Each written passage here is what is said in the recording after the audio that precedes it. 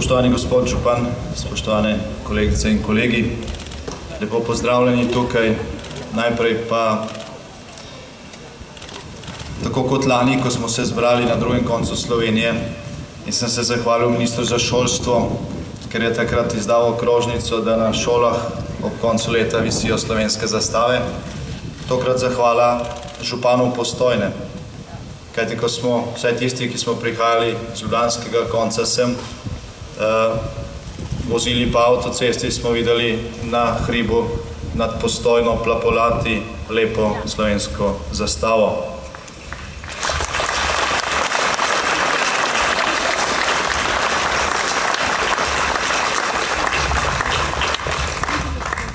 Povsod po svetu je to običajna praksa, pri nas pa je to zaenkrat še kar redka priložnost in zato je pohvala še toliko bolj na mestu. Pred nekaj dnevi smo v Sloveniji gostili naše rojake iz sveta. Sestal se je svet za Slovence po svetu in vprašali so me, kako to, da na Ljubljanskem gradu ne plapola slovenska zastava. Kako da pri nas ni nečesa, kar je povsod drugod po svetu običajno. Žal smo jim morali odgovoriti, da je naslov za to vprašanje mestna občina slovenskega glavnega mesta. Žal se te stvari ponekod ne premaknejo. Dovolite mi, da na začetku opravičim tudi nekatere svoje kolege in kolegice, člane Slovenske demokratske stranke iz vlade.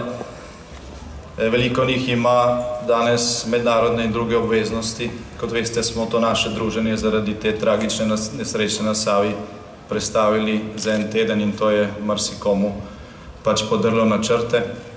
Vlada dela z polno paro, tudi v teh tednih marsikaj ostalo zaradi predsedovanja in teh obveznosti je veliko, tudi mednarodnih, tudi sam odhajam praktično. Takoj po tem našem druženju v Pariz, ker je srečanje Evrosredozemske unije oziroma kjer bo nadgradil barcelonski proces z Unijo za Sredozemlje. Vendar vidim, da ta predstavitev našega druženja ni vplivala na vašo udeležbo, kar me zelo veseli.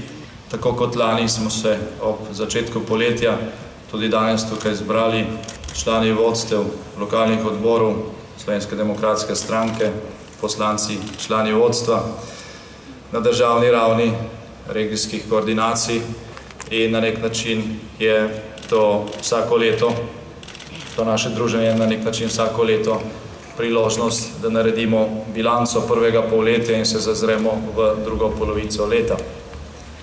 V večjem številu se bomo zbrali avgusta, do takrat pa je nekaj pomembnih tednov, ki jih velja dobro izkoristiti.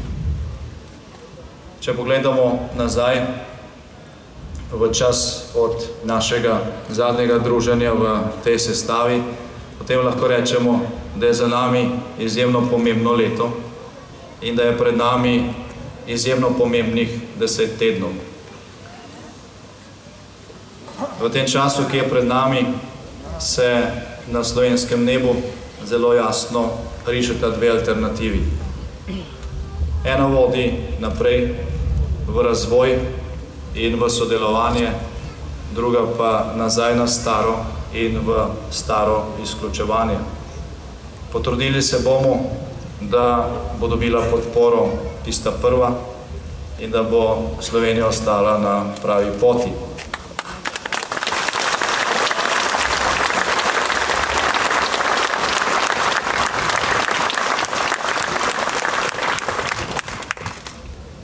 Slovenska demokratska stranka je kljub temu, da smo bili zelo zaposleni z odgovornostjo za državo in tudi za Evropsko unijo, kot prva politična sila na Slovenskem pred nekaj dnevi predstavila tako program za prihodnost, kot tudi vodilno ekipo, ki lahko ta program v prihodnjih 4 letih uresniči. Ta program je nastajal zadnje 2 leti v širokem krogu preko 1000 naših sodelavk in sodelavcev v različnih organih strokovnega sveta stranke, v okviru izvršilnega odbora, poslanske skupine, v okviru predlogov, ki ste jih pošiljali iz občinskih in mestnih odborov, in predstavlja zelo dobro in kvalitetno nadgradnjo za temelje, ki smo jih postavljali v zadnjih 4 letih. Nasproti tega programa kot konkurenca zaenkrat še ne stoji noben drug program z kompletno ekipo. Obstaja nekaj napovednih stavkov z dvopičjem, vendar nadaljevanja ni še nikjer. Ali bo prišlo in kakšno bo, bomo lahko sodili v prihodnje. Slovenija danes na pravi poti ne samo zaradi zadnjih 4 let, ko je imela Slovenska demokratska stranka na ramenih ključno odgovornost za to smer in za to pot, ampak tudi zaradi dogodkov pred 17 leti, pa tudi zaradi dogodkov pred 20 in 19 leti, ko je Slovenska demokratska stranka nastajala, in tudi zaradi uspešnega razvoja v 17 letih samostojnega življenja. Veliko naporov v času različnih mandatov je bilo vloženih v to, da je Slovenija dosegla stopnjo razvoja, na kateri smo danes, in da je bila sposobna tudi v zadnjega pol leta, oziroma v prvi polovici letošnjega leta, to svojo sposobnost dokazovati z uspešnim vodenjem Evropske unije. Ni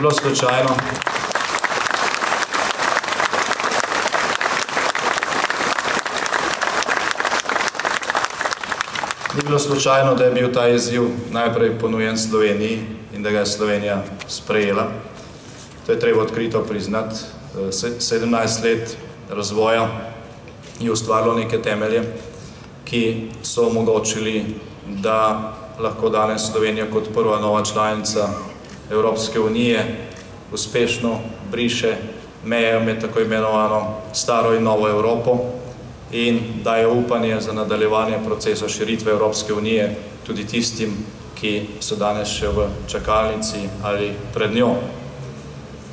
Zaradi te podlage, ki je nastala v zadnjih 17 letih in premikov, ki smo jih dosegli v zadnjih 4 letih, ko je Slovenija prevzela skupno evropsko valuto, ko je vstopila v skupni prostor svobodnega gibanja, v šengenski prostor, ko so padle meje, ko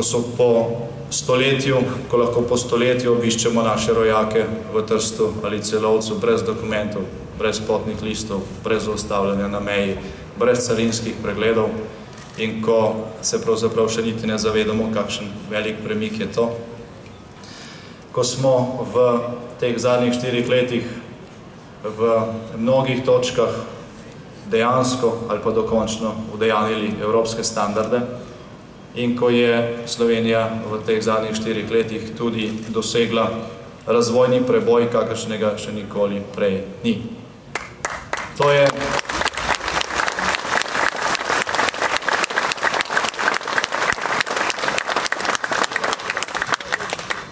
Ko smo leta 2004 vstopili v Evropsko unijo, je ta že imela strategijo razvoja, ki se imenuje Lizbonska strategija, in ključna točka te strategije razvoja sta ali pa je združeno rast in delovna mesta.